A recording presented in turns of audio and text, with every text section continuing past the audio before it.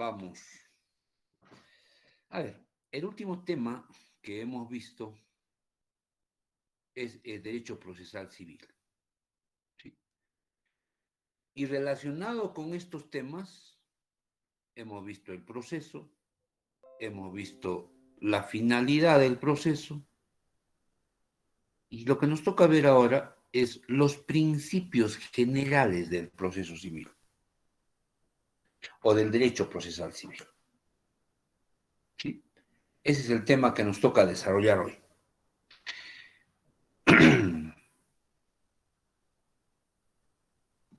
Y tenemos que iniciar sabiendo qué son los principios generales del derecho procesal civil.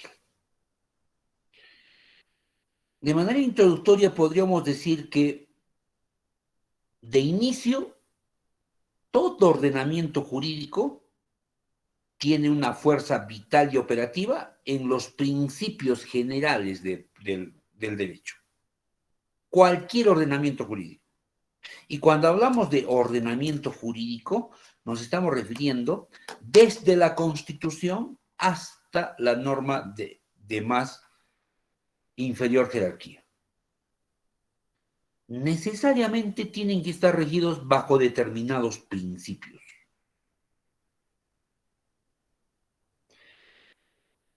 Que todo ese ordenamiento jurídico, esos principios, ¿no es cierto?, hacen que tomen fuerza las demás normas a partir de esos principios. Esos principios hacen que todo el ordenamiento se haga operativo. Y por eso se dice que los principios, en este caso ya procesales, son las directivas o son las orientaciones generales en que se inspira cada ordenamiento jurídico procesal. Reitero, los principios generales vienen a constituir entonces normas directrices, normas que orientan de manera general un determinado ordenamiento jurídico procesal. Dentro de ello podríamos encontrar los principios generales del Código Civil, los principios generales del Código Procesal Penal, los principios generales del Código Procesal Constitucional, etcétera, etcétera.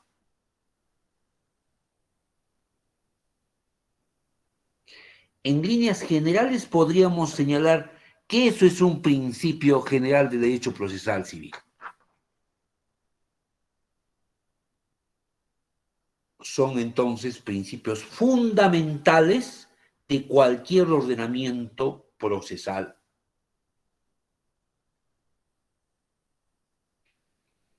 Pero ya un poco con mayor precisión, ¿qué podríamos decir? ¿Cuál sería el concepto? ¿Cuál será la definición de un principio procesal?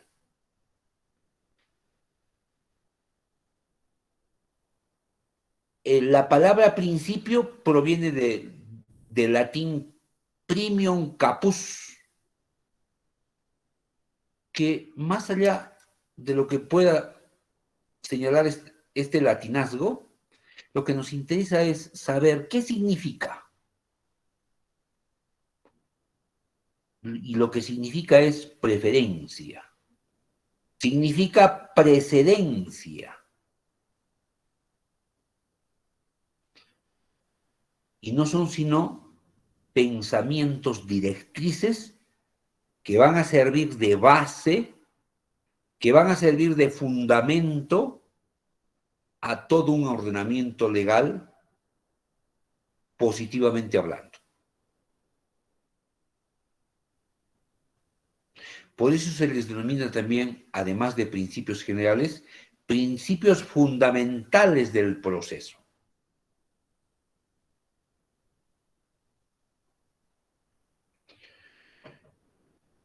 Pero ¿qué contienen toda esa organización legal, ese ordenamiento? Básicamente, ¿a qué se refiere? Normas que van a regir el comportamiento que deben asumir los que participan al interior de un proceso.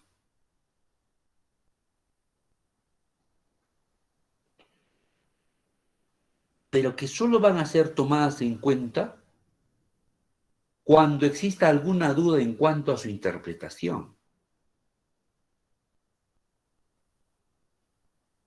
Porque todo el ordenamiento jurídico va a tener que ser interpretado a la luz de esos principios. ¿Y por qué? Porque esos principios no son sino construcciones normativas jurídicas que han inspirado a las demás normas que contienen ese ordenamiento. Y por eso se dice que son normas fundamentales, que van a servir para contribuir a la debida interpretación de todo el ordenamiento o, en su caso, cuando existan vacíos dentro de la regulación normativa.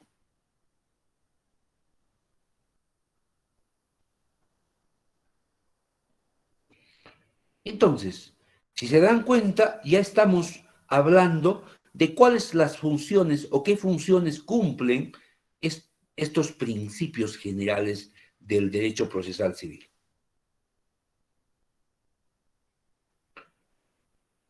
La primera es que resulta siendo norma rectora para todo el proceso.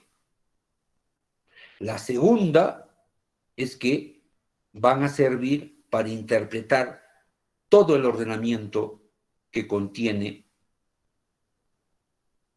ese conjunto de normas.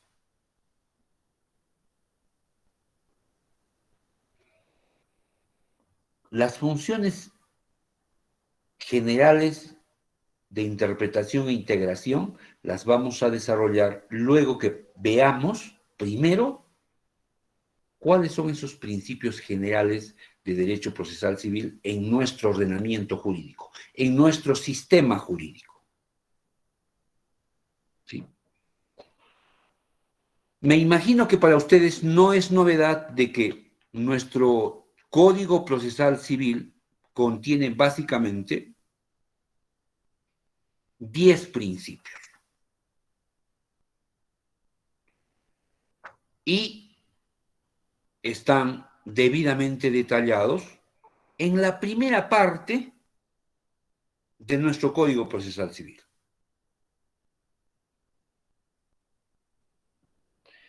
Y estos principios, a partir del concepto que hemos dado, resultan siendo relevantes, importantes para el desarrollo de nuestro proceso civil. Pues nuestro proceso está dividido en diversas etapas, básicamente en 5 etapas.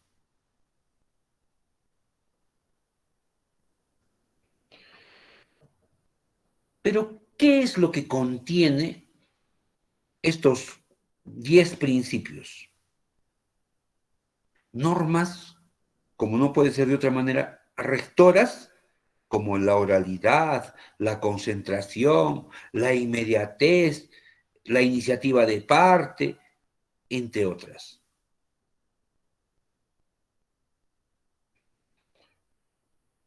Estos principios, a partir de cómo están descritos normativamente, va a permitir una mejor operatividad de la intervención del juez, de la intervención de las partes y de los terceros en el proceso. ¿Por qué?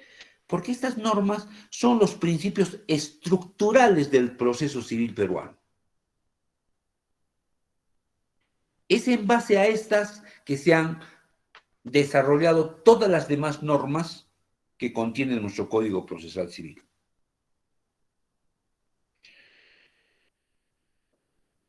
En consecuencia, podemos enunciar cuáles son los principios que contiene el título preliminar de nuestro Código Civil peruano. Y para ello nos vamos a remitir a nuestro Código Procesal Civil. Revisado el mismo, nos percatamos que el primero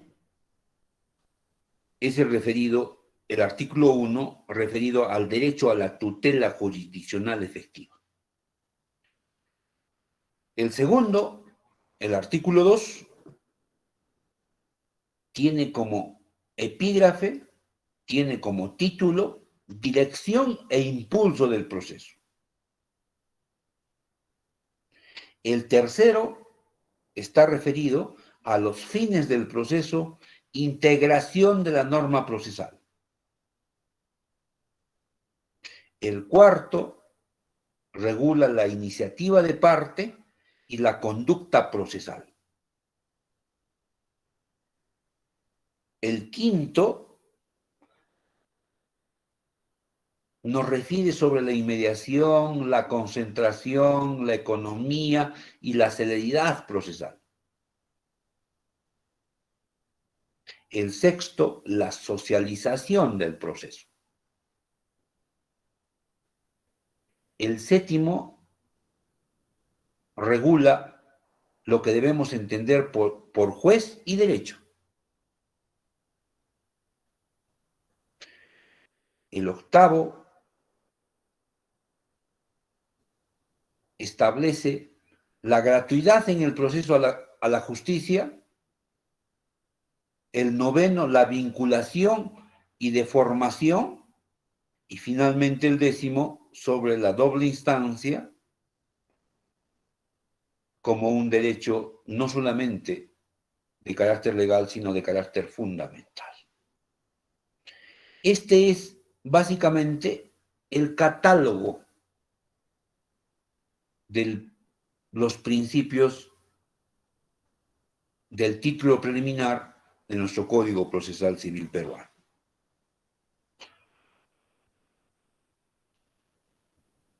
Evidentemente que a continuación nos debe corresponder el desarrollo de cada uno de estos.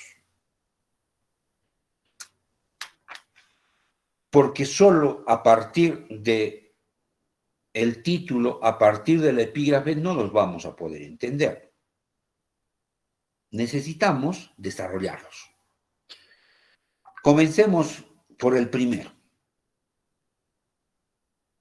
El principio de la tutela jurisdiccional efectiva.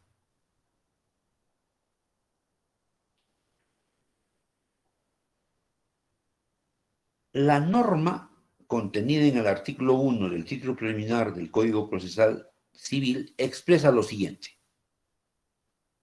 Toda persona tiene derecho a la tutela jurisdiccional efectiva para el ejercicio o defensa de sus derechos o intereses, con sujeción a un debido proceso.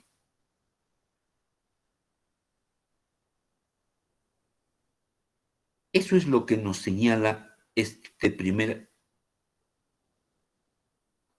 artículo como principio o como el primer principio.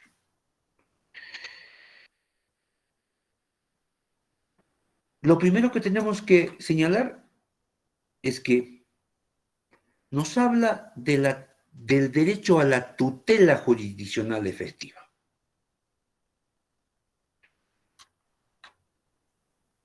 El derecho a la tutela jurisdiccional efectiva es inherente a toda persona por el solo hecho de ser. Es decir, cualquier persona, estoy hablando de personas, tiene derecho a la tutela jurisdiccional efectiva.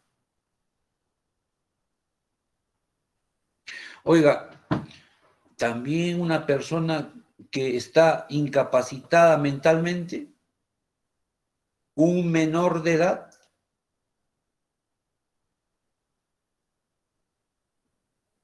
entre otros, que aparentemente no podrían tener derecho a la tutela jurisdiccional efectiva. Pero no.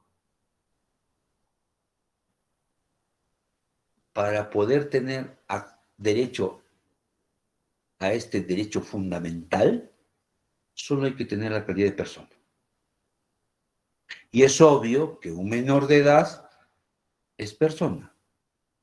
Es obvio que una persona que está incapacitada mentalmente es persona.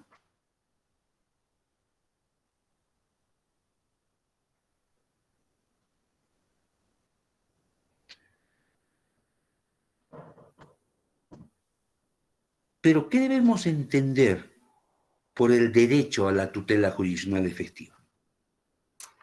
Para eso nos vamos a ayudar con otra diapositiva.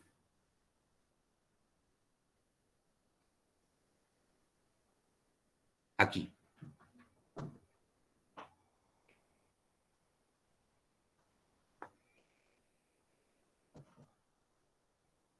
La tutela jurisdiccional efectiva, en principio, déjenme ver,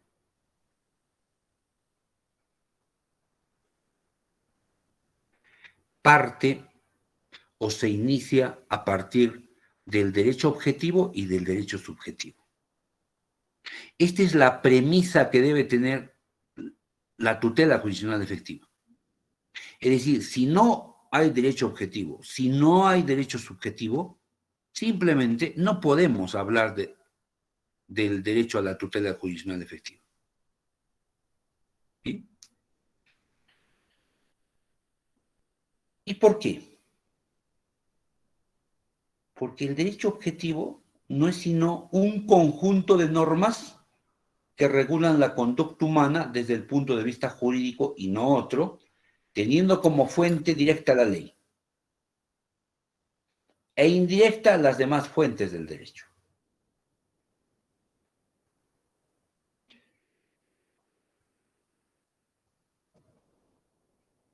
No resulta difícil entender entonces, jóvenes, que el derecho objetivo no es sino aquella que regula la conducta humana. ¿Por qué? Porque nosotros vivimos en sociedad y se hace necesario regular conductas dentro de nuestra sociedad. Lo ideal, lo óptimo, sería que no exista derecho objetivo. ¿Por qué? Porque todos deberíamos asumir una determinada conducta, basada solo en determinados principios éticos, como por ejemplo la solidaridad, el respeto al prójimo, valores que justamente hacen nacer el derecho. Pero no, como consecuencia de que vivimos en sociedad, hace de que no necesariamente todas las personas que forman parte de una comunidad, de una sociedad, asuman un comportamiento debido. Entonces, es allí que surge el Estado para regular las conductas humanas, pero solo respecto de aquellos que no se comporten conforme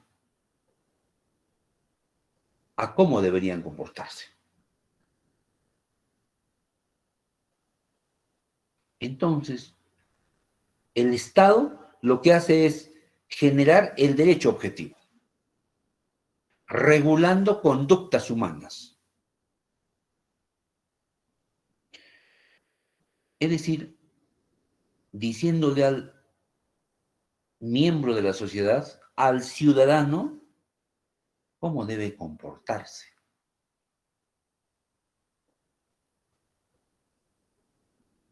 Pero ese comportamiento solo será respetado en tanto y en cuanto esté traducido en una determinada norma jurídica.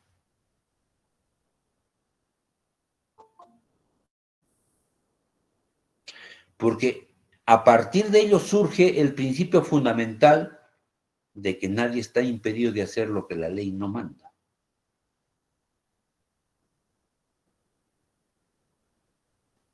Y por eso aquí decimos que es un conjunto de normas que regulan la conducta humana desde el punto de vista jurídico y no otro.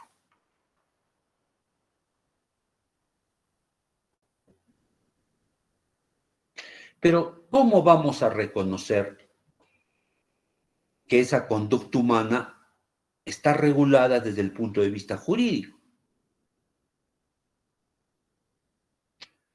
Porque, conforme ya hemos desarrollado seguramente en tercer semestre,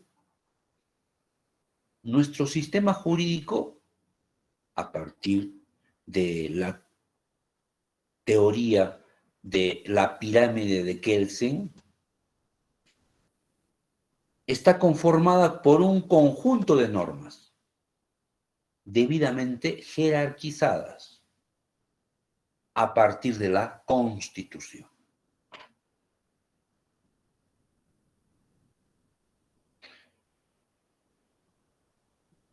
A partir de ello, todos sabemos que en nuestro sistema jurídico peruano, la primera fuente de derecho es la ley. Y por eso se dice que es fuente directa del derecho en nuestro sistema jurídico. Y las demás son fuentes indirectas. La costumbre, la jurisprudencia, etcétera, etcétera, son fuentes indirectas. No ocurre, seguramente ustedes recordarán, lo mismo, por ejemplo, en los estados de Estados Unidos, ¿no? Donde para ellos no es fuente directa la ley. La fuente directa para ellos es la jurisprudencia.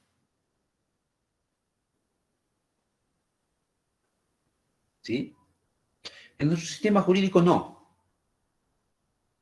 La fuente directa es la ley.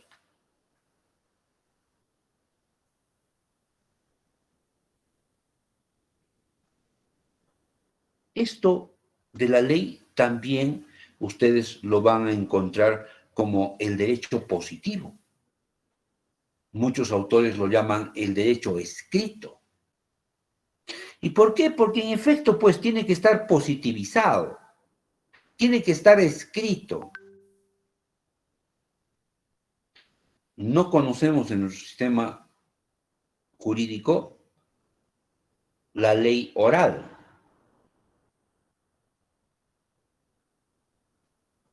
Y por eso se utiliza ese nombre jurídico, derecho positivizado, derecho positivo, derecho escrito.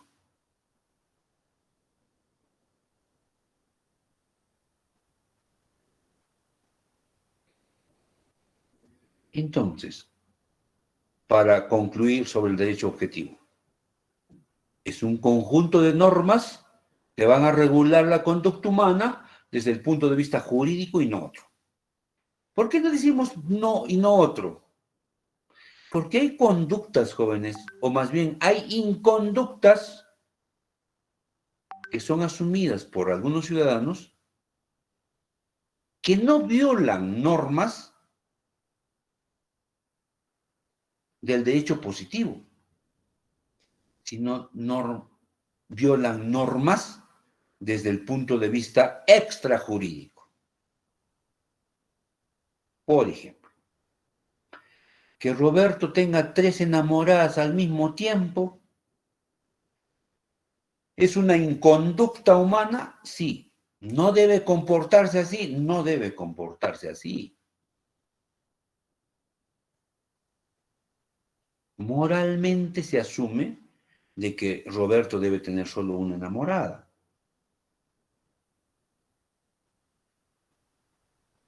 O si nos acercamos un poco a la convivencia, Jorge puede tener 2, 3, 4 convivientes. ¿Eso tiene un comportamiento antijurídico? Respuesta no. ¿Por qué? Porque eso no forma parte del derecho objetivo. Y no forma parte del derecho objetivo porque no tiene como fuente directa la ley.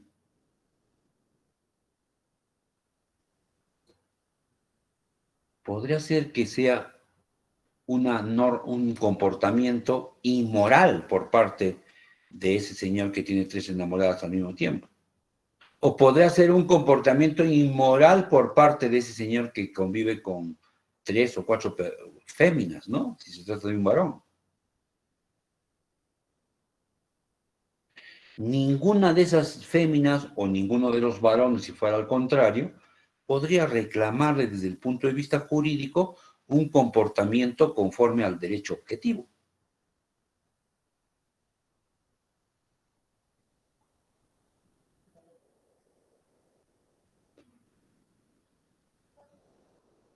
Ahora bien, el derecho subjetivo va a nacer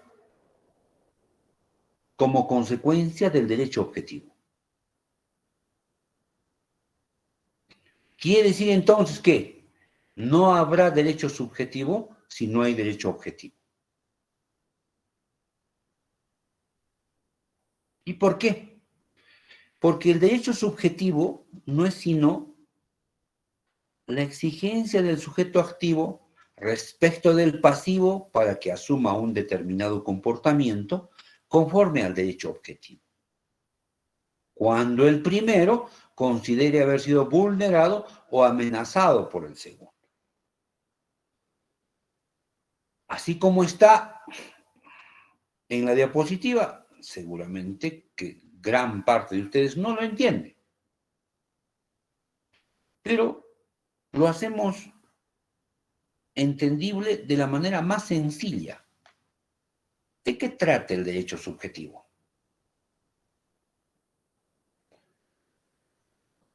De que una determinada persona le exija a otra persona que se comporte conforme al derecho objetivo.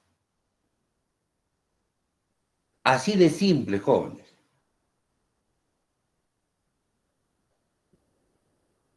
Otra vez, el derecho subjetivo no es sino la exigencia que hace una persona a otra persona para que asuma un comportamiento según el derecho objetivo, conforme al derecho objetivo.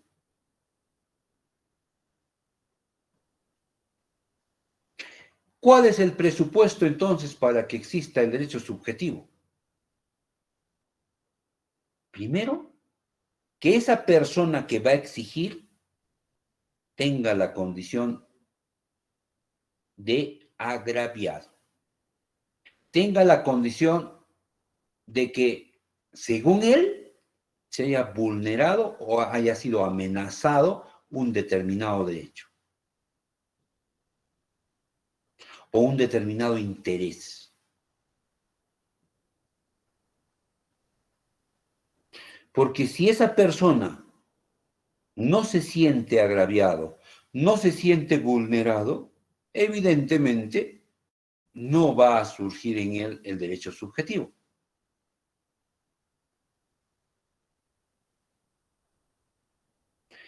Y el segundo sujeto es quien supuestamente habría vulnerado, quien supuestamente habría amenazado el derecho o el interés del primer sujeto.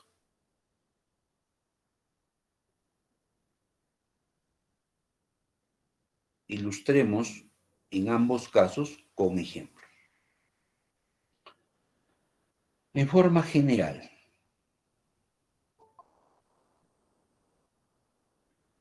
el que causa daño a otro debe o está obligado a resarcirlo.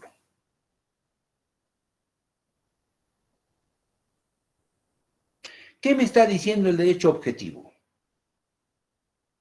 No tienes que causar daño. Y si tú causas daño a otra persona, tienes que pagar por ese daño. Eso se llama resarcimiento. ¿Está regulando la conducta humana? Claro que sí. Me está diciendo que yo no debo causar daño. Pero al mismo tiempo me está dando la consecuencia jurídica. ¿Y qué pasa si causo daño? Le diré yo al Estado, porque el derecho objetivo acabamos de decir que nace del Estado. ¿Y qué pasa si causo daño? Ah, tienes que repararlo. ¿Y la reparación cómo puede darse? ¿Con una indemnización o con una restitución?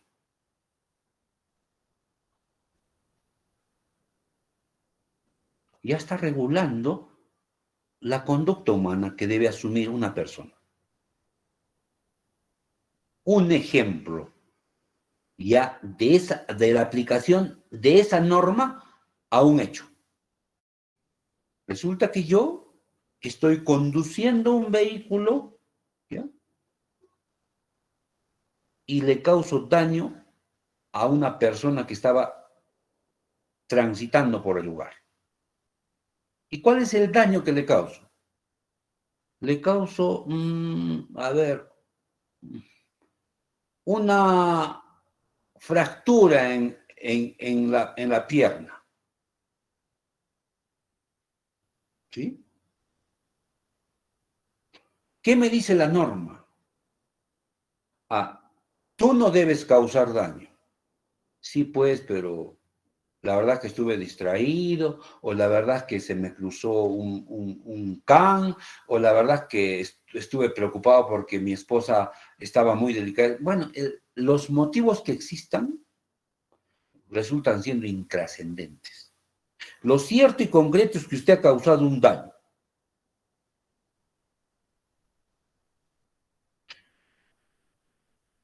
Y el derecho objetivo le dice que usted no debe causar daño. Pero también el derecho objetivo le va a señalar cuál es la consecuencia jurídica que tiene esa inconducta humana. Entonces ahora tiene usted que resarcir ese daño. Ya van a ver ustedes cuando estudien obligaciones, ahora en ese supuesto podrá ser culposo, podrá ser doloso, etcétera, etcétera. ¿Sí? Eso ya será materia de prueba, pero nos estamos yendo propiamente al derecho objetivo. Entonces, si yo he sido el que he causado el daño, a partir del derecho objetivo, tengo que asumir la consecuencia jurídica. ¿Cuál es? El de resarcir por ese daño. ¿Sí? Muy bien.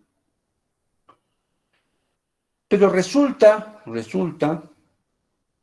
que yo a ese señor puede ser que le diga, bueno, ha sido tu culpa, porque en realidad yo estuve manejando a velocidad permitida de acuerdo al código de tránsito, tú eres el que te has metido, eh, y es más, he tomado conocimiento de que tú estabas en estado de ebriedad, etcétera, etcétera.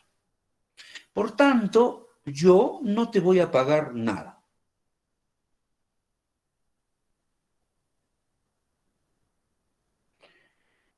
Allí nace el derecho subjetivo. ¿Por parte de quién? Del señor agraviado. Él se considera agraviado. No quiere decir, jóvenes, que automáticamente él sea el agraviado. No. Él se considera agraviado. Él dice, estás loco, me dirá a mí. Tú eres el que me has causado el daño. Yo estaba muy bien. Yo en ningún momento he estado en estado de ebriedad. Así es que tienes que pagarme o tienes que resarcirme por el daño que me has causado. Porque tú estás vulnerando mi derecho. ¿Sí? Entonces, como tú no te estás comportando conforme al derecho objetivo que dice nadie debe causar daño y si lo causa tiene que resarcir, entonces yo te voy a hacer surgir mi derecho subjetivo para que tú tengas que asumir un comportamiento conforme al derecho objetivo. ¿Y qué dice el derecho objetivo? Que cuando se causa daño, tiene que resarcirlo. Por tanto, tú tienes que resarcirme, me dice el transeúnte.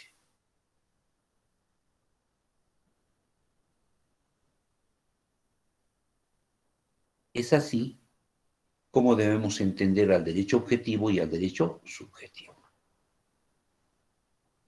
¿Sí? Y si no, démosle nuevamente una lectura, ahora a partir del ejemplo, para ver si efectivamente es así o no es así. Derecho subjetivo. Exigencia del sujeto activo, en este caso el transeúnte, respecto del pasivo yo, para que asuma un comportamiento conforme al derecho objetivo.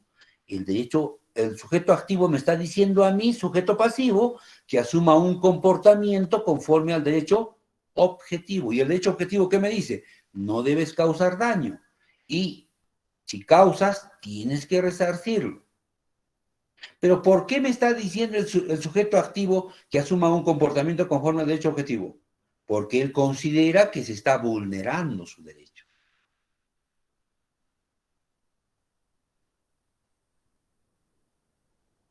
Muy bien. Decíamos que la tutela jurisdiccional efectiva no puede existir si no hay derecho objetivo y si no hay derecho subjetivo, ¿verdad? No es difícil darse cuenta entonces, a partir de los dos conceptos que acabamos de desarrollar, que en efecto es así. ¿Y por qué?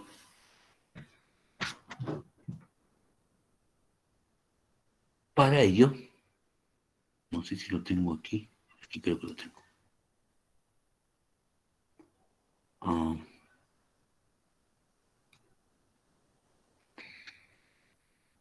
el derecho al derecho a la tutela jurisdiccional efectiva tiene un determinado contenido,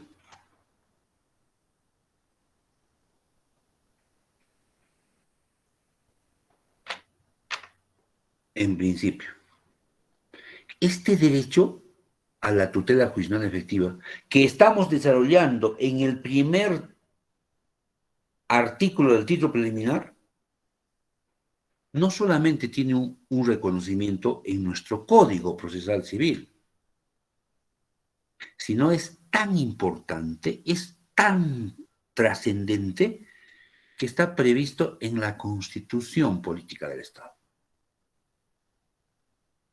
O sea, no solamente es un derecho legal, sino un derecho constitucional. Más propiamente, o técnicamente hablando, constituye un derecho fundamental de la persona. Y por eso que aquí decimos que está previsto en el artículo, en el inciso 3 del artículo 139. Pero claro, ustedes se estarán preguntando, pero doctor, usted nos está hablando del artículo 1 del título preliminar.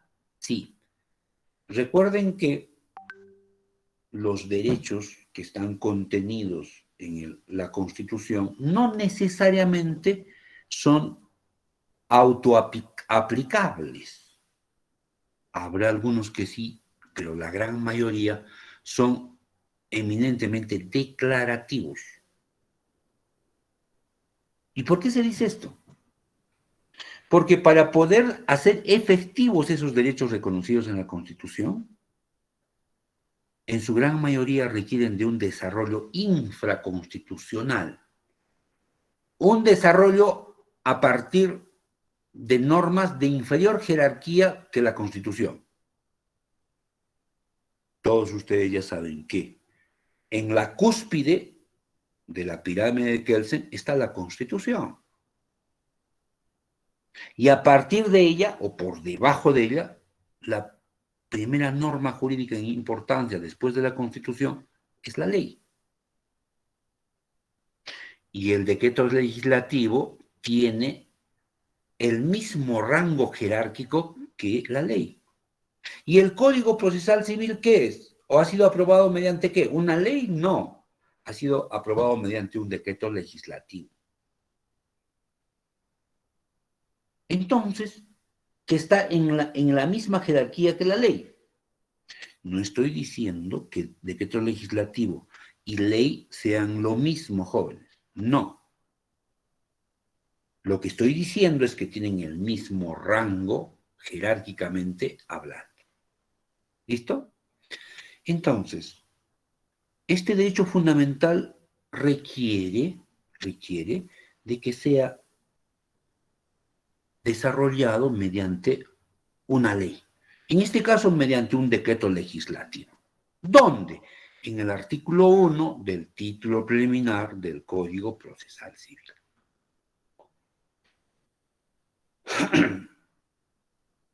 ¿Pero qué contiene este derecho a la tutela jurisdiccional efectiva que está previsto primero en la Constitución en el artículo 139 y segundo en el artículo 1 del título preliminar de nuestro Código Procesal Civil? Contiene, en principio, un mandato en estricto de carácter procesal. O sea, no es una norma de carácter sustantivo. En otras palabras, no pertenece al derecho objetivo, pertenece al derecho procesal. ¿Sí? Ahora bien, ¿cuál es el contenido del derecho a la tutela jurisdiccional efectiva? Básicamente, tres manifestaciones, tres subderechos, tres elementos. El primero, la tutela jurisdiccional efectiva tiene como primera manifestación el derecho a acceder al órgano jurisdiccional.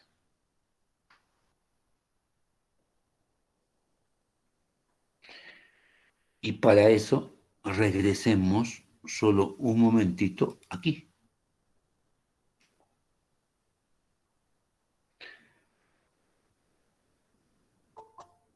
¿Para qué vamos a acceder al órgano jurisdiccional? Para que el sujeto pasivo aquí, ¿no es cierto?, asuma un comportamiento conforme al derecho objetivo. ¿Sí? Para eso queremos, pues, acceder al órgano jurisdiccional. ¿Y por qué queremos acceder al órgano jurisdiccional? Porque tenemos un conflicto. En el ejemplo que les acabo de dar, ¿no es acaso un conflicto? ¿En qué consiste el conflicto? En que el señor Juan Bravo Rodríguez, pese a haber causado un daño, y que la norma dice que debe resarcir, se niega a cumplir con esa conducta humana que está prevista en el derecho objetivo. Entonces, como cuando surge un conflicto está prohibido la autotutela, que todos ya sabemos que es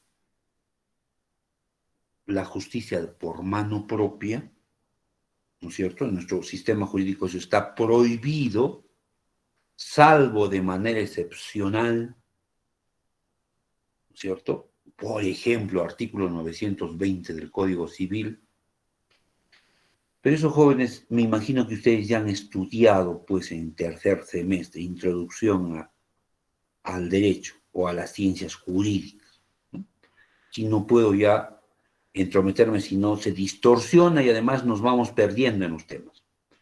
Entonces, como está prohibido frente a un conflicto la autotutela, entonces puede darse como siguiente solución la autocomposición, ¿no es cierto? Y la autocomposición no es sino que las partes se ponen de acuerdo para dar fin al conflicto. Ahí tenemos la conciliación, tenemos la transacción, etcétera. ¿Sí? Pero tampoco pues, acá el señor Juan Bravo en el ejemplo no quiere reconocer, él dice que él no es el causante, él dice que no ha tenido ninguna culpa, que el culpable es el sujeto activo, él se ha tirado a las llantas del vehículo. Entonces, no vamos a poder utilizar el mecanismo de la autocomposición. ¿Qué me queda? Dice el peatón. Lo único que me queda es la tercera forma de solución de conflictos. ¿Cuál es esa? La heterocomposición. ¿Sí? Y la heterocomposición, si recuerdan, no es sino la solución de un conflicto por parte de un tercero imparcial. ¿Sí? Eso es la heterocomposición en poquísimas palabras. Acá, ¿quién será ese tercero imparcial?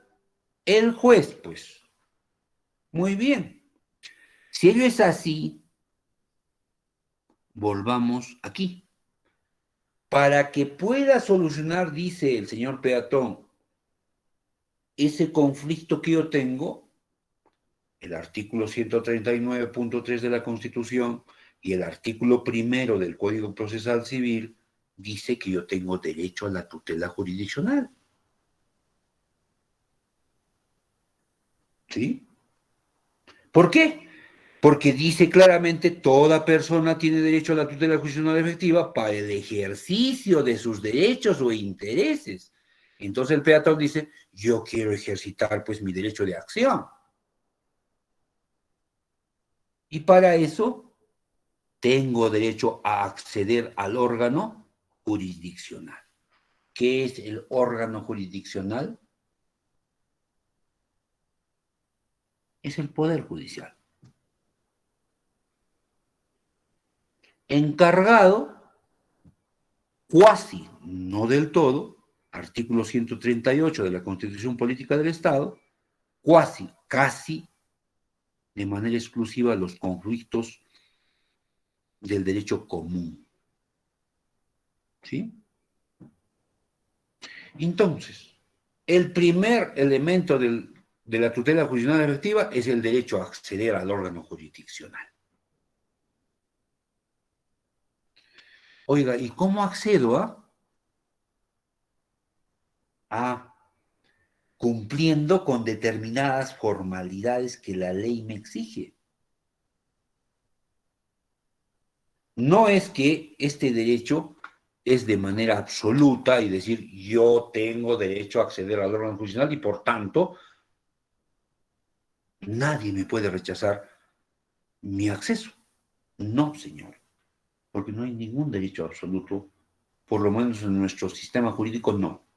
Todos los derechos constitucionales y legales son relativos. Entonces, para poder hacer uso de mi derecho a la tutela jurisdiccional y poder acceder al órgano jurisdiccional, tengo que cumplir con determinadas formalidades que la ley me exige. En el ejemplo, ¿podrá ese señor peatón ir a la puerta del Poder Judicial y decir, señor juez, hay un ciudadano que se llama Juan Francisco Bravo Rodríguez que me ha atropellado el día tal, a horas tal, en tal lugar, y que me ha causado una lesión de consideración por la cual me han fracturado la pierna derecha y ahora no me quiere pagar? ¿Así? No, ¿verdad? No podía decir, señor, y la Constitución dice de que yo tengo derecho a la tutela jurisdiccional. No, pues, señor, no. ¿Usted tiene derecho a acceder al órgano jurisdiccional? Claro que sí. pero para eso tiene usted que cumplir con determinadas formalidades que la ley le exige. Y si usted no cumple, simplemente no va a poder hacer usted uso de su derecho. Muy bien. El señor ha cumplido con las formalidades que la ley le exige. Alguien me dirá, doctor, disculpe, ¿y cuáles son esas formalidades que hay que cumplir? Diversas, jóvenes, diversas. Pero a título de ejemplo podríamos decir que, por ejemplo, tendría que interponer una demanda escrita. Tendría que estar firmada por un abogado, además de otros requisitos. ¿Sí? Muy bien, ese señor ciudadano ha cumplido con aquellas formalidades que la ley exige. A continuación, de manera dialéctica, o sea, un conjunto de actos procesales ordenados y progresivos, lo que le tocaría es que tendrá derecho a obtener un pronunciamiento sobre el fondo conforme a ley. ¿De qué? De su conflicto de intereses. Y cuando decimos un pronunciamiento sobre el fondo, nos estamos refiriendo a que ese ciudadano tiene como derecho a que le digan si le van a pagar o no le va a pagar el señor Juan Bravo la indemnización o la restitución de lo que corresponde. Porque ese es el fondo del conflicto. ¿Sí? Pero esa decisión que se vaya a emitir por parte del Poder Judicial no solamente tiene que consistir en una simple sentencia, en una simple resolución judicial, sino que tiene que estar arreglada a ley, tiene que estar conforme a ley. ¿Y a cuál ley ya? Al derecho objetivo. ¿Se dan cuenta cómo es que no puede existir tutela jurisdiccional si no hay derecho objetivo, si no hay derecho subjetivo? Por eso se dice que ese pronunciamiento tiene que darse resolviendo el conflicto. Porque esa es la finalidad del derecho a la tutela jurisdiccional. Resolver conflictos. Alguien me dirá, doctor, pero también, o solo resolver conflictos, no. También, jóvenes, para eliminar incertidumbres jurídicas. Pero esto último, desde mi modesto punto de vista, y un poco esto, las máximas de experiencia de todos estos años, yo soy un convencido que las incertidumbres jurídicas no son sino complementarias del derecho a la tutela jurisdiccional efectiva. ¿Y por qué complementarias? Porque la tutela jurisdiccional está para resolver conflictos.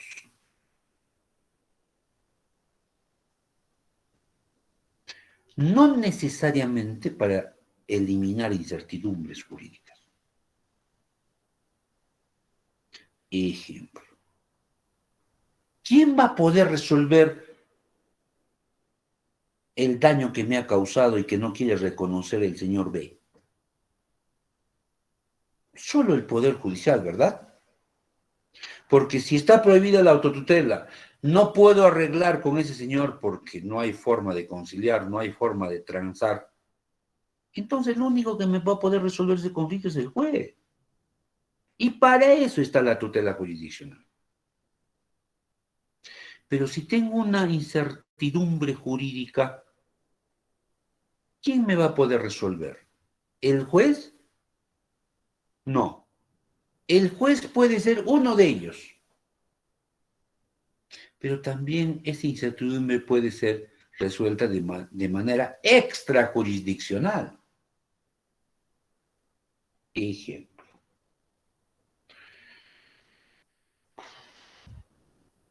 A ver, ¿qué pasa si en mi partida de nacimiento a mí, en vez de ponerme el apellido de Bravo, me han puesto Brava? Esa es una incertidumbre jurídica. No es un conflicto, porque ¿con quién tendría el conflicto? Con nadie, ¿verdad? Con nadie. Entonces es una incertidumbre. Esa incertidumbre, para que sea corregido, porque mi apellido correcto es Bravo y no Brava, ¿quién me puede eliminar? ¿Solo el juez? No. ¿Pero el juez también puede? Claro que sí puede. Pero yo podría decidir que no sea el juez. Podría decidir que sea en la misma RENIEC, o sea, a través de un proceso administrativo. O podría decidir de que sea a través de un proceso notarial.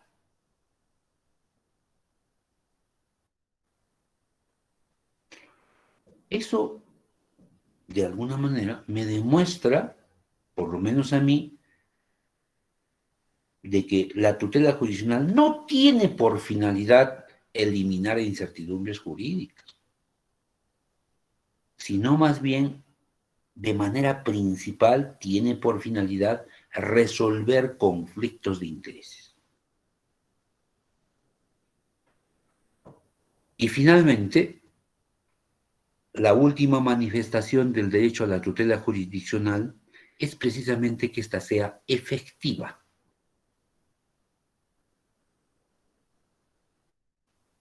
¿Cómo se debe entender? Primero, ya accedí al órgano jurisdiccional cumpliendo con las formalidades que la ley me exige. Luego, ya se solucionó mi conflicto, ya hay un pronunciamiento conforme a ley de parte del órgano jurisdiccional. Segundo punto. Tercer punto. Ahora viene el derecho que yo tengo, o dirá el peatón, el señor atropellado, el derecho que yo tengo de que esa decisión, ese pronunciamiento emitido por el órgano jurisdiccional, sea eficaz, sea cumplido, sea efectivo. Porque si no, ¿qué sentido tendría que yo haya ido al órgano jurisdiccional, que ya se ha emitido la decisión, si no se va a cumplir con lo que se ha ordenado en esa resolución? Pero claro, esa decisión tiene que tener una característica. ¿Cuál es? Que sea cosa juzgada. Que tenga la calidad de cosa juzgada. Porque no basta que exista una decisión y diga el justiciable, ya, de una vez que se cumpla. No, señor. ¿Por qué? Porque todavía no tiene la calidad de cosa juzgada. ¿Y cuándo tiene una calidad de cosa juzgada una decisión? Cuando se han agotado todos los medios impugnatorios o en su defecto, no habiéndose agotado, está adquirido la calidad de firme. En ese caso, recién podré pedir por mi derecho a la tutela jurisdiccional efectiva la eficacia de aquella decisión.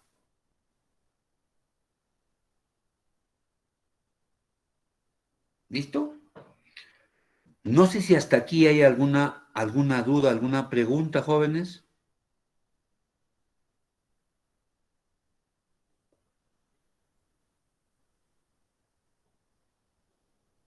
¿Ninguna? Sigamos entonces. Aló, ¿Sí? aló, buenas noches, doctor. Sí. ¿Qué tal? ¿Qué tal? Buenas Dígame. noches. Buenas noches, doctor.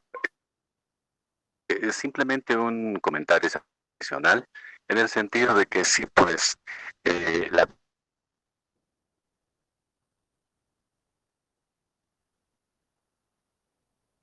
Se ha interrumpido su comunicación, creo. es un camino.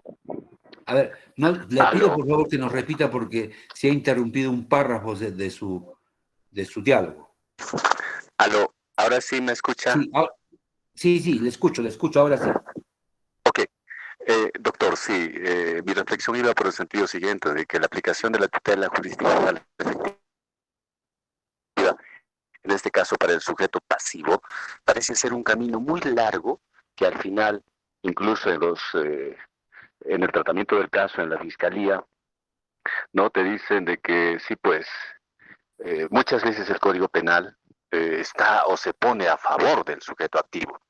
Entonces, ¿por qué no inculcar, digamos, la cultura preventiva? Porque esa es la razón de ser del derecho penal en la población, de hacer uso, ¿no? Con mayor frecuencia de los actos de conciliación extrajudicial. O sea, me pregunto, ¿existe, digamos, esa posibilidad de generar Otra vez interrumpido. con... A ver, Muchas otra vez, gracias, por doctor. favor, a partir de la pregunta que usted hacía. A ver, a ver, perdón. Nuevamente se ha Ahora sí, interrumpido. doctor. ¿Usted Sí, me sí, quedé doctor, ahora o sí me se escucha. quedó o la interrupción es de lo que usted se preguntaba?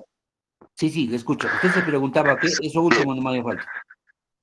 sí, me preguntaba si, digamos, por un acto de prevención o de una Ajá. cultura de promoción de la prevención, así estipulado por el derecho penal, existe, ¿no?, la posibilidad de que se promueva los actos prejudiciales, digamos así, conciliaciones extrajudiciales, visto como un camino más corto para la solución de problemas, pero esto de una manera eh, ciudadanía. Gracias, doctor. Gracias. A ver, la interrupción no nos ha ayudado mucho, pero sí, en líneas generales he logrado captarle cuál es la idea. A ver, en principio debo comenzar señalando lo siguiente, que si bien es cierto, la teoría general del proceso es una sola, ¿ya? Sin embargo, nuestro curso es Derecho Procesal Civil. Y no me estoy refiriendo a que la pregunta del compañero sea impertinente porque me ha hablado del derecho procesal penal. No, jóvenes, por ahí no va mi respuesta. Sino más bien va por explicar que la teoría general del proceso sí explica, como su nombre le indica, de manera general cómo debe llevarse a cabo un proceso. Sin embargo, ya a partir de las materias procesal civil, procesal constitucional, procesal penal, procesal laboral, rigen algunos principios adicionales o algunos principios que no rigen para otros derechos procesales. Y esto tiene la siguiente explicación. El compañero no deja de tener razón a algo que es una realidad y que también forma parte de lo que vamos a ver a continuación y que está íntimamente vinculado con este primer eh, principio que estamos tratando, ¿ya? Que es el plazo razonable. Es un elemento del debido proceso. Pero el plazo razonable no es propio, no es exclusivo del derecho procesal civil. El plazo razonable también es propio del derecho procesal penal. Yo diría, y sobre todo del derecho procesal penal. Entonces, bajo el epígrafe, justicia que tarda no es justicia, eso sí, no tiene sino una respuesta de la violación al plazo razonable. Muy bien. Punto número 2. A partir de ello, el compañero se pregunta, ¿por qué dentro de los procesos penales no se promueve, no se hace un poco más dinámico, por llamarlo de alguna manera, las conciliaciones? Porque los procesos penales, según el compañero, tienen una excesiva duración. Es más, nos dice de que algunas normas del derecho penal estarían a favor del sujeto activo del delito y en perjuicio del agraviado como consecuencia del delito. ¿Sí?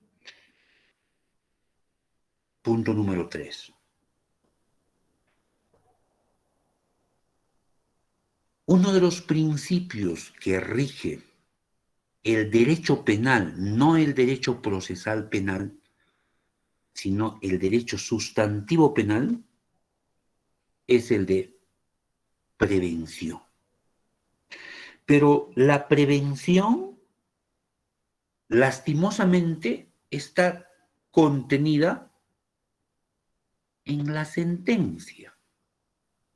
Vean, no en el proceso, no en la etapa postulatoria del proceso, sino ya en la etapa final, en la sentencia.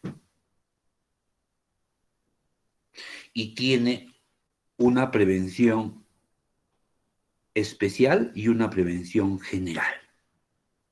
Estoy haciendo un poquito de docencia en derecho penal y procesal penal. ¿En qué consiste la prevención especial? En que se le impone al señor sujeto activo del delito una determinada pena. Y eso trae como consecuencia que se le está previniendo especialmente a él para que no vuelva a cometer otro delito.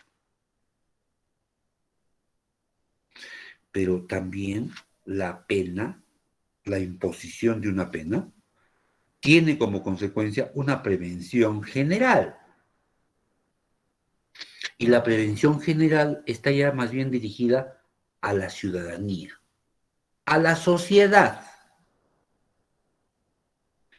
Y esta tiene como mensaje específico transmitir que como consecuencia de ese comportamiento, de esa inconducta asumida por el sujeto activo, es que se le está imponiendo una pena y eso sirve para prevenir a todas las demás personas para que no asuman ese comportamiento, para que no asuman esa inconducta.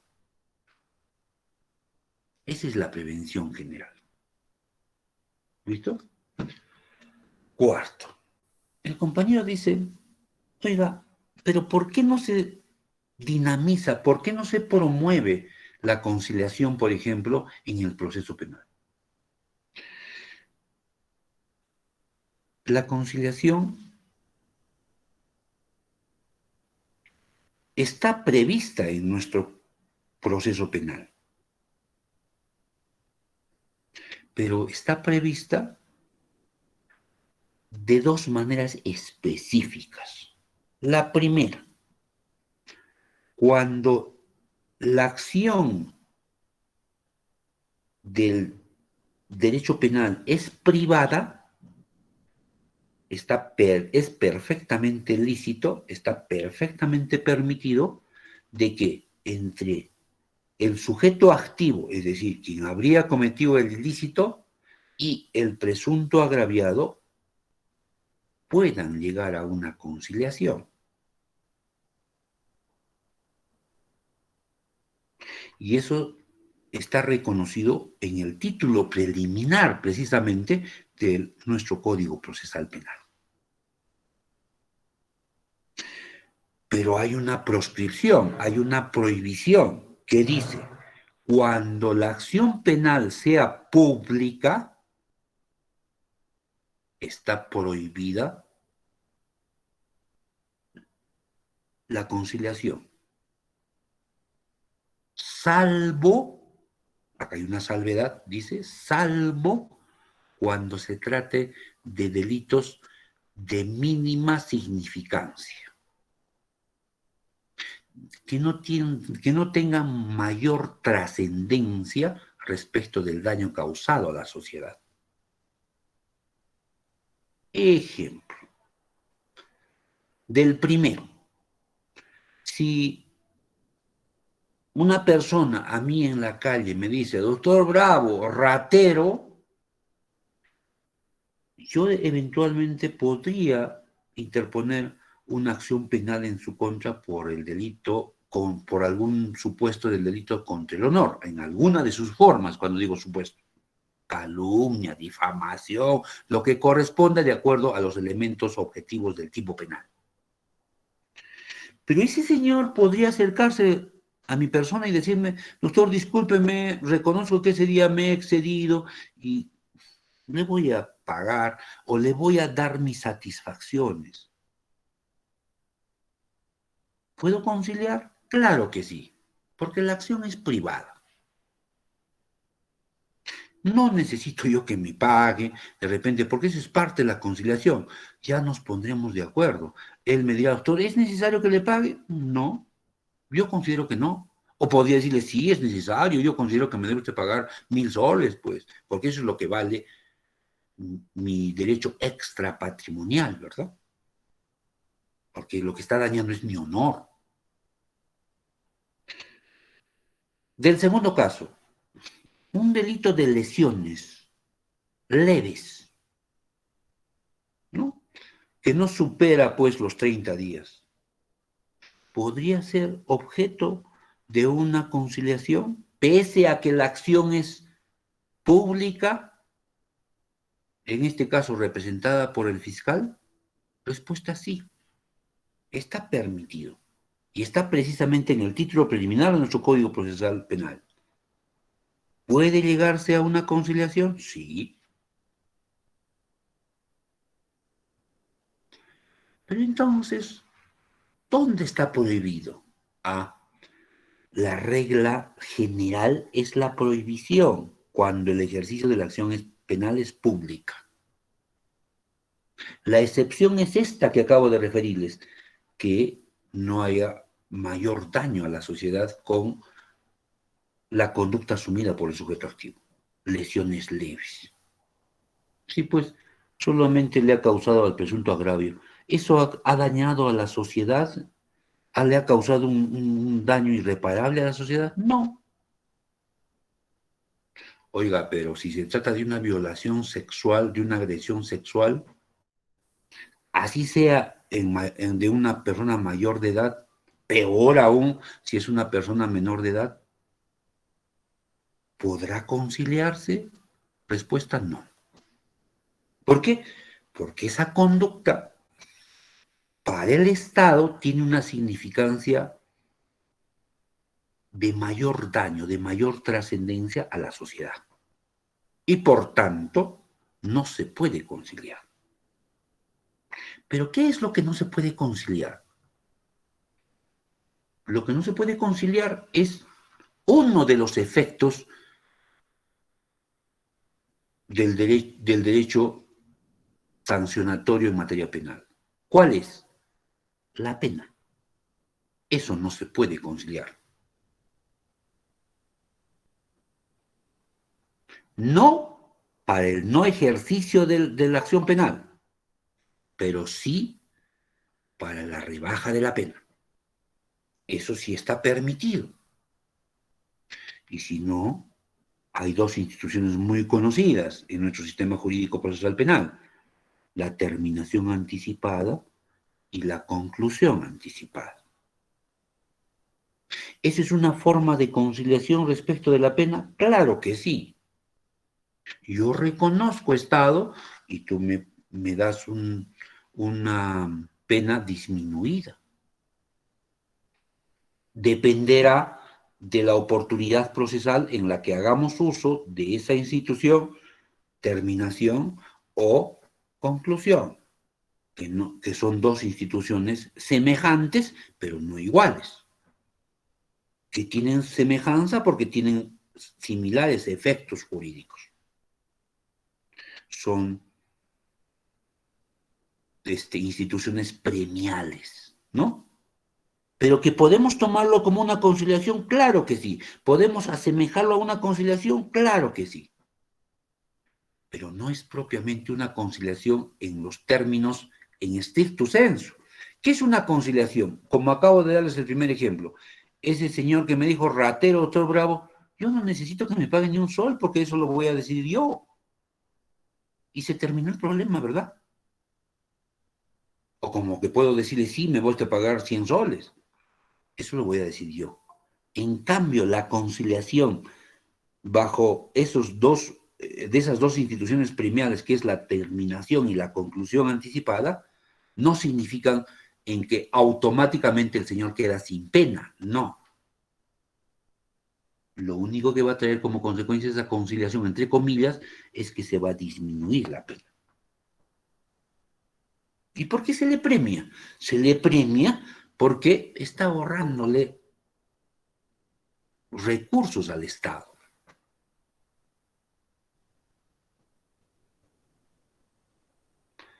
Pero donde también está permitido la conciliación es en el otro aspecto del derecho sancionatorio, del derecho penal, porque la sanción penal tiene como efecto la imposición de una pena, pero accesoriamente la imposición de una reparación civil, del pago de una reparación civil. Este último aspecto del pago de una reparación civil, ¿se puede conciliar?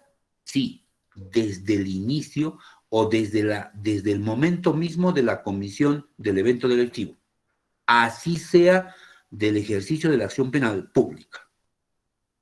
O sea, me está usted diciendo en el ejemplo que yo podría conciliar con mi violador respecto a la reparación civil. Claro que sí. Sencillamente, señor, usted me va a pagar esta suma de dinero, o de repente yo pueda renunciar, yo que soy la agraviada, voy a renunciar a ese pago. Ya, no quiero que me pague usted nada. O de repente quiero que me pague usted 100, o quiero que me pague usted 1.000.000 de soles. Eso, pero ¿podemos conciliar, entre comillas? Sí podemos conciliar. Entonces, no podemos decir de manera enfática que la conciliación no está permitida o debería un poco más permitirse en el proceso penal. Sí está permitida. Donde sí es nítida la institución de la conciliación es en el proceso civil. ¿Sí? Es muy nítido. Ahí sí tiene todos los efectos que despliega una conciliación. Muy bien. ¿Alguna otra pregunta antes de pasar a la siguiente diapositiva?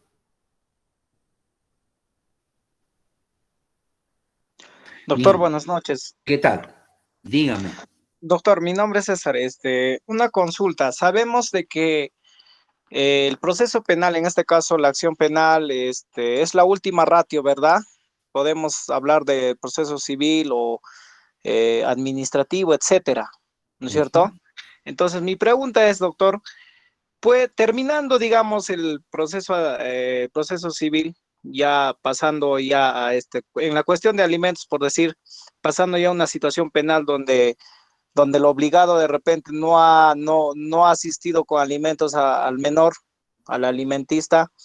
Entonces, se da la figura, por ejemplo, ya cuando el obligado no presta no presta ese apoyo, es donde definitivamente ya solicitan pues su prisión, ¿no es cierto? Y justo es en ese momento, en esa audiencia, donde el obligado pues decide pagar todo lo que debe, por decir, ¿no es cierto? Entonces, en ahí también se podría ver, doctor, una situación de conciliación, ¿no es cierto? Creo yo, o de repente me equivoco, porque en esos casos sí se da y los he visto, doctor. Ahora, yo pienso que el proceso de conciliación siempre está presente porque varios quieren evitar el trauma, por ejemplo, del proceso, ¿no? De las audiencias, etcétera, y también de conseguir abogado, ¿no? Dicen de que, bueno, si soluciono fuera de acá y si llego a un acuerdo, entonces ya pues, ¿no? Me voy a evitar ir a juicio, declarar el abogado, etcétera, ¿no? Y eso básicamente lo he visto en los accidentes de tránsito, por decir, ¿no? Que solucionan de alguna manera, ¿no? Con de repente el que atropella y el atropellado, ¿no? Eso es lo que puedo acotar, doctor, y ver de que de terminar el proceso civil, por ejemplo, se puede recurrir a la conciliación antes de pasar al último ratio que es el penal. Gracias. Gracias. A ver, eh, esto del principio de la última ratio,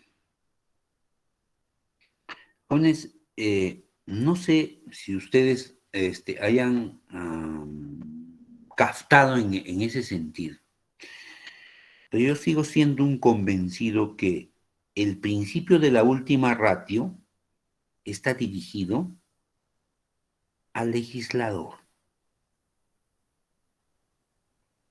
¿sí? Considero que las diversas resoluciones, muy respetables, por cierto, de los órganos jurisdiccionales, en las que invocan el principio de la última ratio, no hacen sino evidenciar que se está vulnerando el principio de legalidad. ¿Por qué digo esto?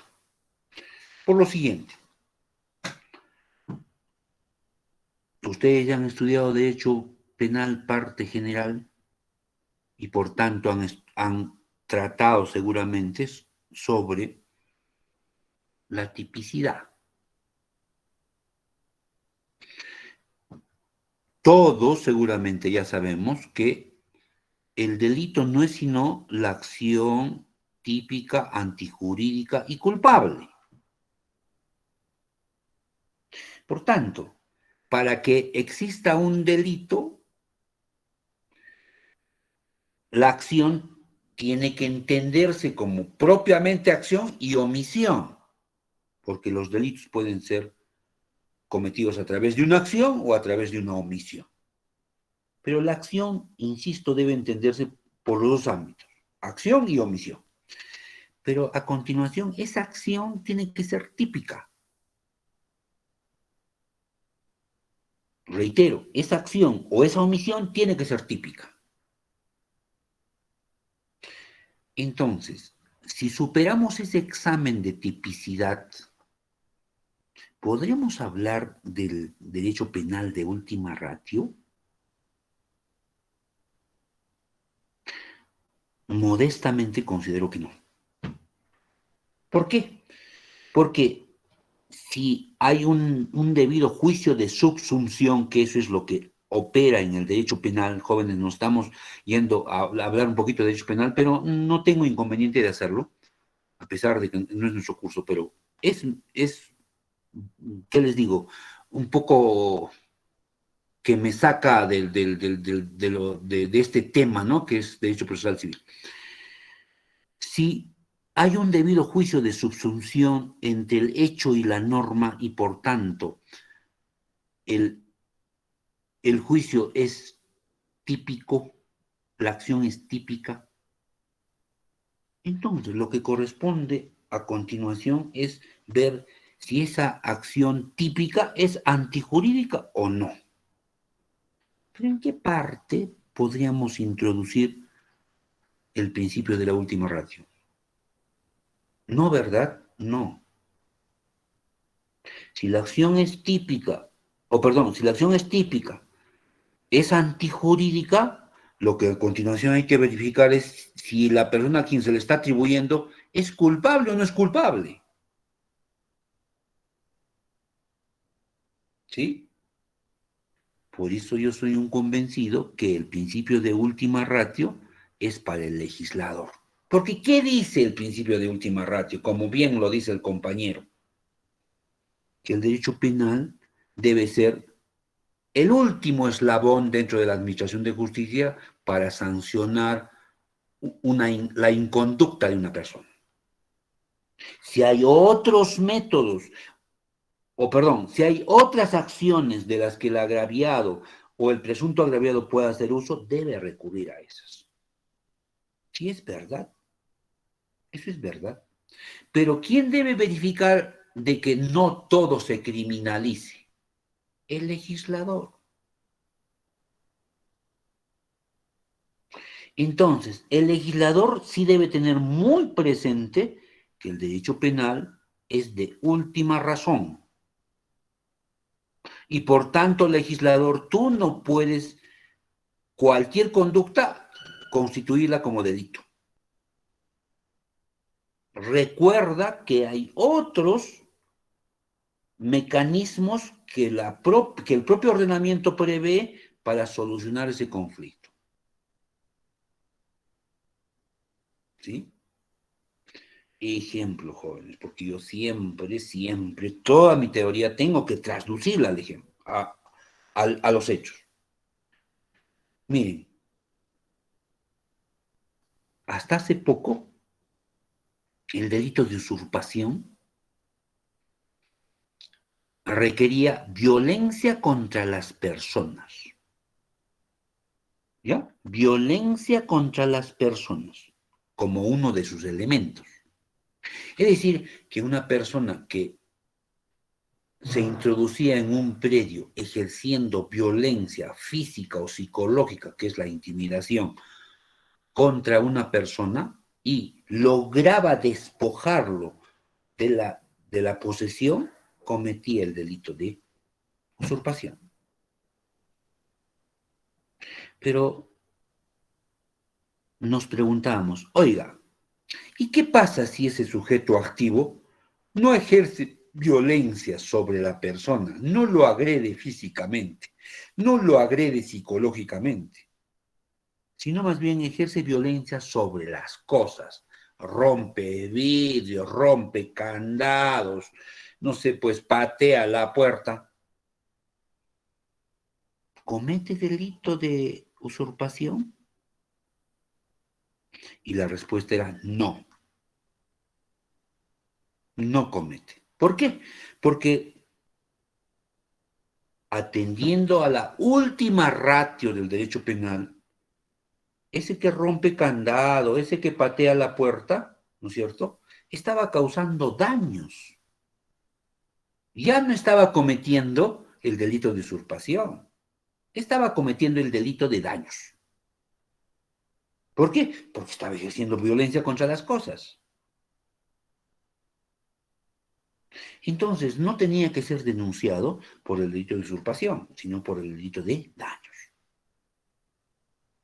el cual puede ser una falta o puede ser un delito, atendiendo al monto de los daños causados. Muy bien. ¿Pero qué se hizo?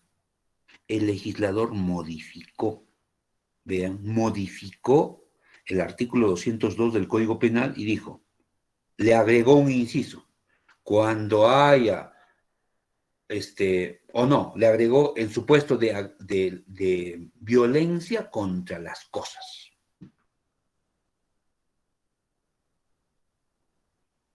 Pregunto, ¿estaba bien la modificación? Desde mi modesto entender, no.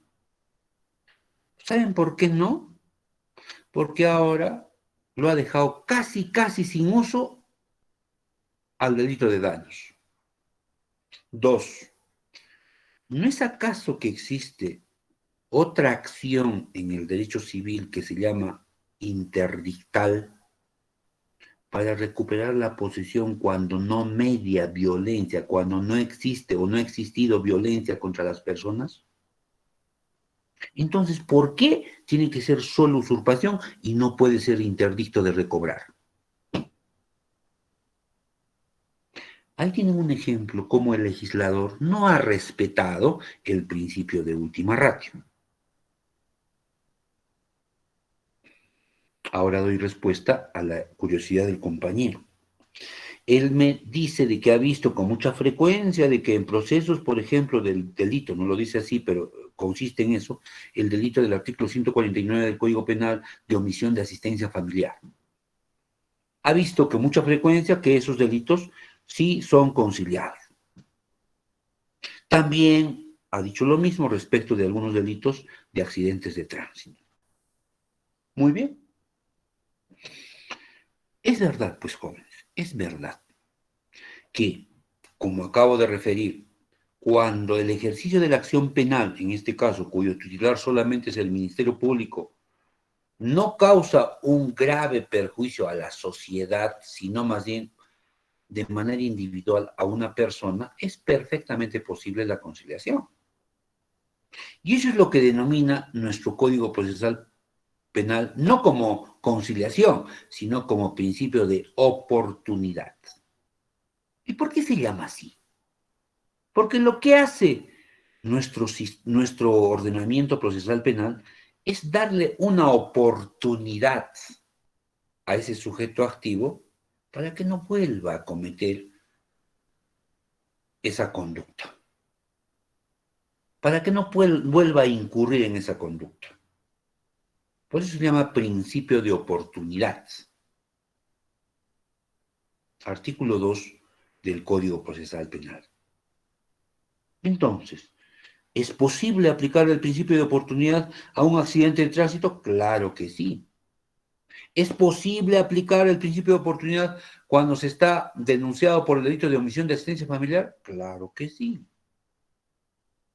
Pero en cualquier delito de accidente de tránsito, en cualquier delito de omisión de asistencia familiar, no. Hay límites que la ley nos pone. Por ejemplo, cuando se trata de un delito de accidente de tránsito, no tiene que haber una pluralidad de víctimas. Y pluralidad tendríamos que entenderlo a partir de dos a más personas.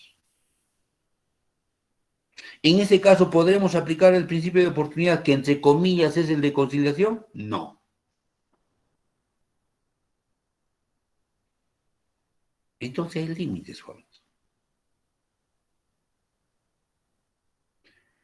Espero haber dado respuesta a los compañeros. Ahora sí, continuamos con este tema del primer artículo del título preliminar referido a la tutela jurisdiccional efectiva.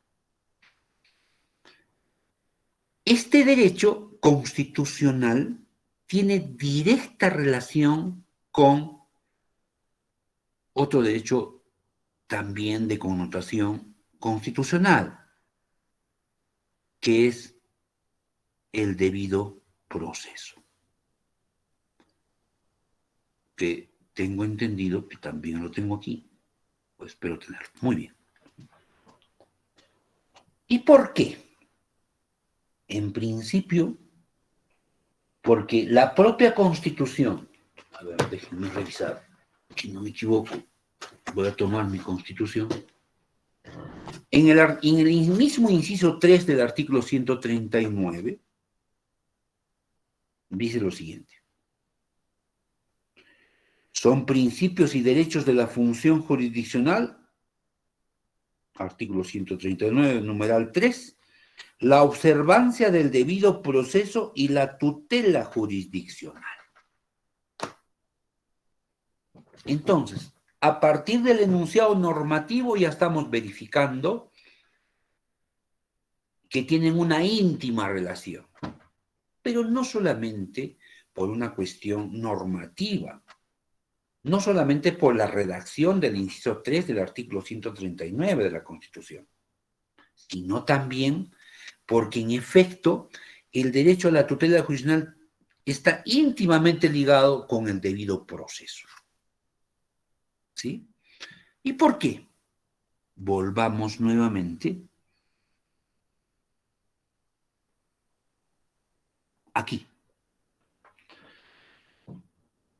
Cuando decíamos que cuando tenemos un conflicto de intereses y tiene que ser solucionado por el órgano jurisdiccional, tenemos derecho a acceder al órgano jurisdiccional. ¿Sí? Pero para eso también decíamos de que tenemos que cumplir con determinadas formalidades que la ley nos exige, para luego obtener un pronunciamiento sobre el fondo conforme a ley. En este tránsito del primer punto al segundo punto, tiene que existir lo que se denomina un debido proceso. Es decir, que para poder acceder al órgano jurisdiccional y para poder obtener un pronunciamiento sobre el fondo, tiene que existir un debido proceso. Y si no hay debido proceso, aquella decisión, aquel pronunciamiento sobre el fondo conforme a ley, simplemente sería inválido.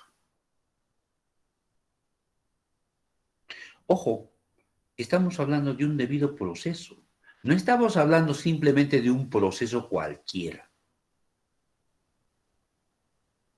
Pero, ¿por qué se dice que tenemos que transitar por un debido proceso?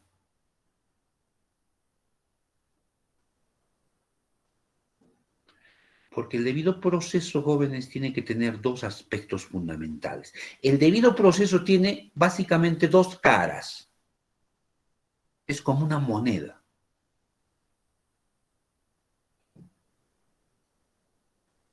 Una cara es el aspecto formal y la otra cara es el aspecto sustantivo.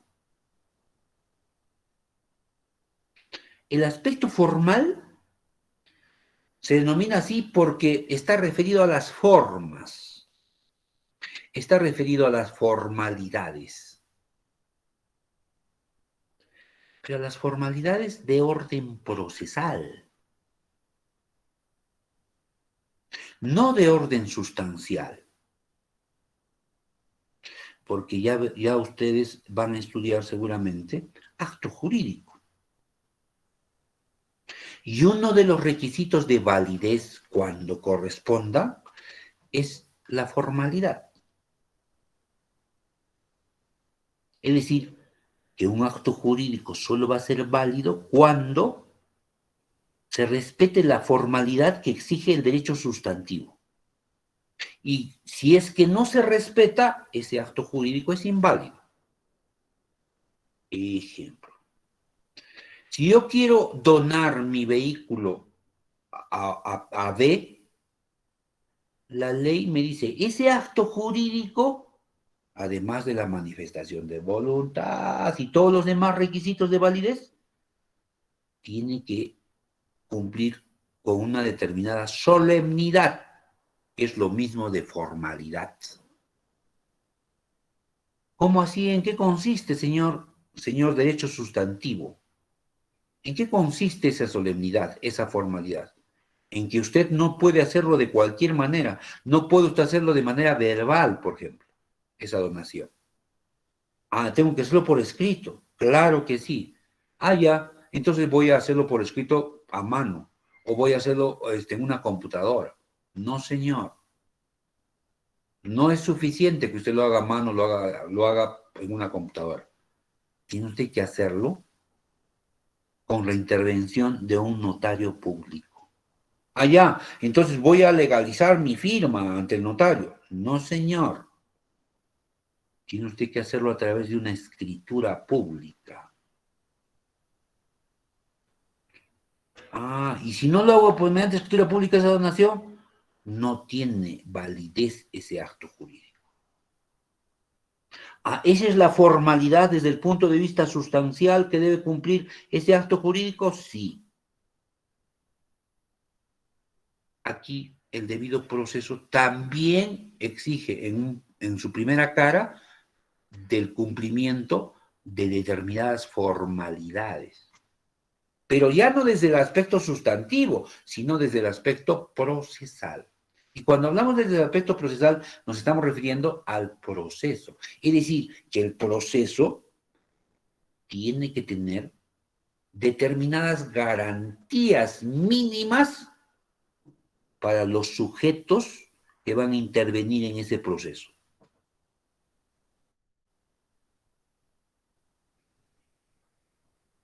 Lo ideal es que tengan todas las garantías. ¿Quién?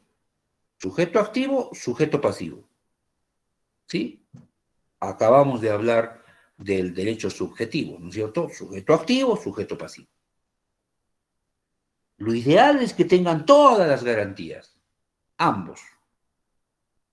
Pero el debido proceso en su aspecto formal no exige todas las garantías, exige garantías mínimas para esos dos sujetos.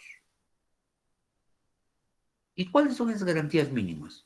Aquellas que no pueden faltar, aquellas que no pueden dejar de estar presentes en un proceso.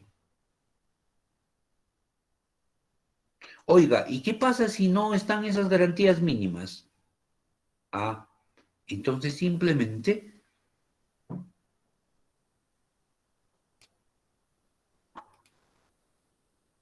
este pronunciamiento sobre el fondo conforme a ley no va a ser válido.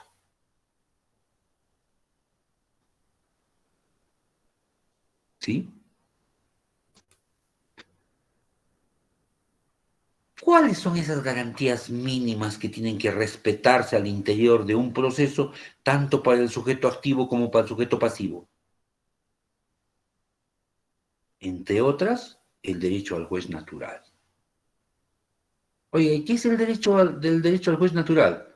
El derecho a que ese conflicto tenga que ser conocido y luego resuelto por un juez llamado por ley, por un juez competente conforme a ley. Es una garantía mínima. Allá. ¿Qué otro derecho mínimo tiene que haber para cualquier sujeto, sea sujeto activo, sea sujeto pasivo? El derecho a ser oído.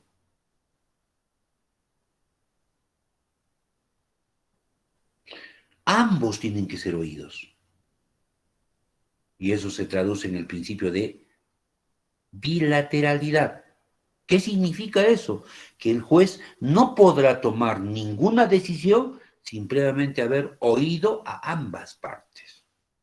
El juez, regla general, no puede tomar una decisión solo escuchando a uno de los sujetos, solo al activo, o no, solo al pasivo.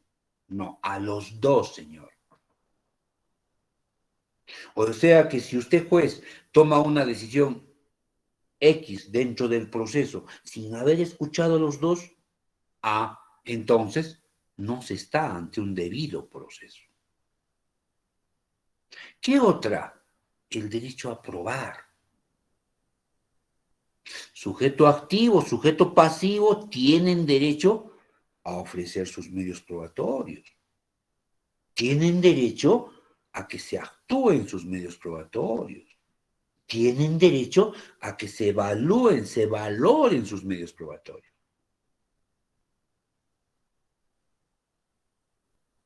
Oiga, y si no ha sucedido eso, se está vulnerando el debido proceso. ¿Qué otra cosa? El derecho de defensa. Y el derecho de defensa son básicamente dos aspectos. El derecho de defensa formal y el derecho de defensa sustancial. El derecho de defensa formal es que sujeto activo, sujeto pasivo tienen derecho a escoger, a elegir quién va a ser su abogado. No me pueden imponer. Oiga, pero ¿es un derecho absoluto? Claro que no. ¿Qué pasa si yo no quiero tener abogado en un proceso civil? Estoy hablando de un proceso civil, jóvenes. ¿Será inválido? No. ¿Por qué? Porque usted tuvo el derecho, pero sencillamente usted ha renunciado, pues ha dicho, no, yo para qué, no necesito abogado, yo mismo me defiendo. Bueno, bueno. Dejaremos constancia de la renuncia que está usted haciendo a su derecho de defensa. Y el otro aspecto del derecho de defensa es el derecho de defensa sustancial. Es decir, que antes que se tome la decisión final, tiene que escucharse de todas maneras al propio sujeto activo, ya no a su defensor, sino al propio sujeto activo o al propio sujeto pasivo. Así podríamos hablar que ambos tienen el derecho a la pluralidad de instancias o a la doble instancia. Si no estoy de acuerdo con una decisión, yo sujeto activo o yo sujeto pasivo, no estoy de acuerdo con una decisión porque agravia mis intereses, agravia mis derechos, ese pronunciamiento judicial, tengo derecho a recurrir, tengo derecho a apelar. Oiga, y si no me dan ese derecho, se está violando, se está vulnerando el debido proceso. ¿Sí? Tengo derecho a que esa decisión que vaya a emitir el juez esté debidamente motivada. Yo sé que ha salido en mi contra la sentencia. Estoy hablando del ámbito civil, procesal civil. Pero resulta que no me está dando las razones ese señor juez del por qué está en mi contra la sentencia. No hay una debida motivación de resoluciones judiciales. Se está violando el debido proceso. Entre otros derechos jóvenes. Esas son las garantías mínimas que tiene derecho el sujeto activo o el sujeto pasivo. Ambos cuando participen de un proceso. Y por eso decimos aquí que este derecho está reconocido en el artículo 1 del título preliminar del Código Procesal Civil. Y termino con esto, la sesión de hoy. El aspecto sustantivo. El debido proceso no solamente tiene una cara, que es la formal, tiene la otra cara, que es el aspecto sustantivo. ¿Y a qué se refiere la otra cara de la moneda? Se refiere a que sujeto activo, sujeto pasivo, quien participa de un proceso, tiene derecho a exigir una decisión justa. O sea, ¿cómo justa? Una decisión coherente, una decisión razonable.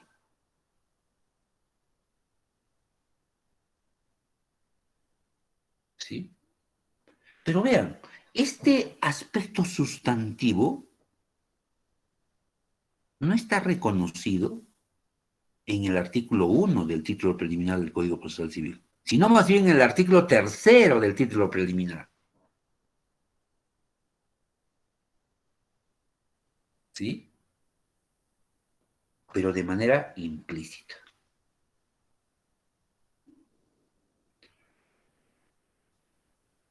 Estos son, jóvenes, los dos aspectos relacionados al primer artículo del título preliminar del Código Procesal Civil. El derecho a la tutela jurisdiccional efectiva, tal como está enunciado en el propio Código Procesal Civil, pero que éste implícitamente comprende al debido proceso. No sé si existe alguna duda, alguna pregunta antes de dar por concluida nuestra sesión de hoy. Ninguna, doctor. Muchas gracias a todos, al compañero o a la compañía delegada. Doctor, una pregunta. Antes de retirarnos, somos 77 compañeros, un poco más, llegamos a los 80. La captura de pantalla, compañera. Sí, doctor. Un momento, un momento. Doctor, ¿se puede hacer una pregunta o ya? Claro, claro, jóvenes, pucha, para eso estamos. Doctor, buenas noches. Disculpe, no había entendido bien sobre el debido proceso. Si una persona, bueno, en una denuncia, digámoslo, este, una denuncia civil, sí o sí tiene que ser asistir por un abogado, o es que obviamos esa parte porque en una denuncia penal, sí o sí un imputado tiene que estar en presencia de su abogado o rendir su declaración, ¿no? Entonces, Allá. no sé si me puede aclarar esa parte, por favor, doctor. Claro que sí, compañero. A ver, sobre el derecho de defensa, al compañero nos pregunta el derecho de defensa. El derecho de defensa, vean, no es igual en el proceso civil que en el proceso penal. La defensa, el derecho de defensa no tiene el mismo matiz en ambos procesos. ¿Por qué? Porque en el derecho civil es perfectamente, está permitido renunciar, es perfectamente renunciable.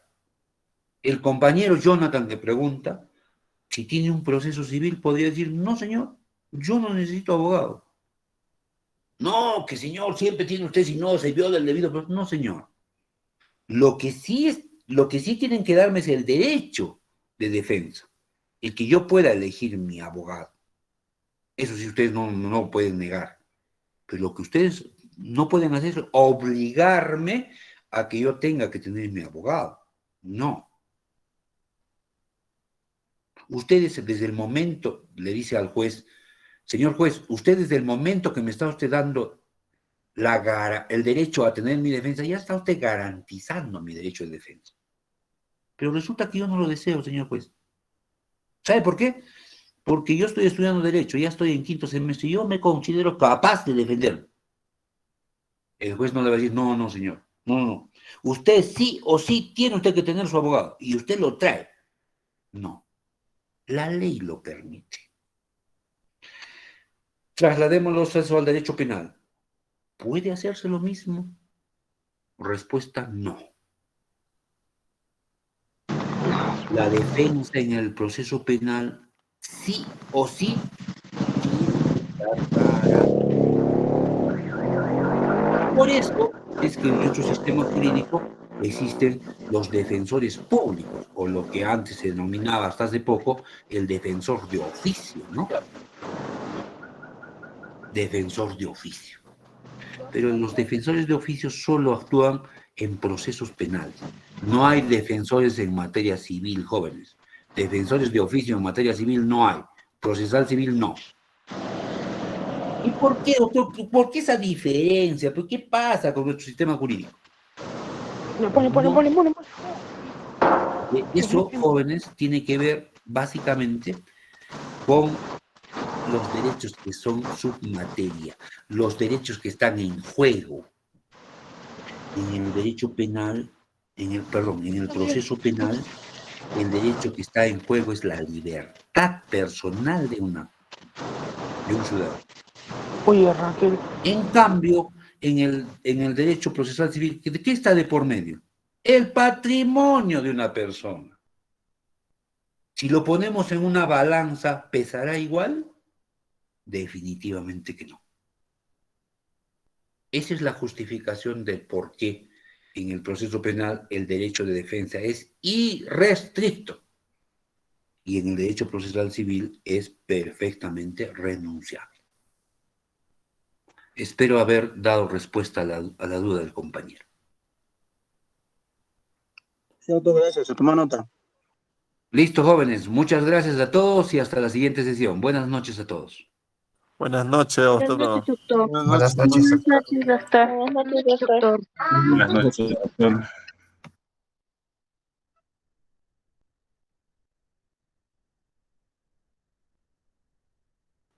Tengan un fin de semana, compañeros.